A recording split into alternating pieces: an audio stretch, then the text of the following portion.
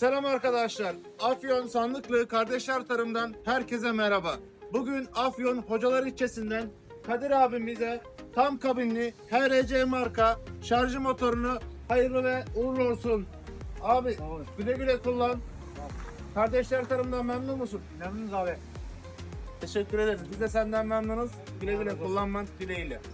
Arkadaşlar bugün Afyon Hocalar ilçesinde yeni bir şubemiz var. Ali Alkan Turan abimize yeni şube yaptık. Motorlarımızı bıraktık. Afyon Hocalar ilçesindeki müşterilerimiz artık bizi sadece Ali abiden ulaşabilirler. Kampanyalı ürünlerimiz burada siz değerli müşterilerimiz ile birlikte. Bizimle iletişime geçmek için Ali Alkan Turan'ın dükkanına gelmeniz yeterli olacaktır. Kardeşler Tarım güvencesiyle herkese hayırlı bayramlar diliyorum. Görüşmek üzere.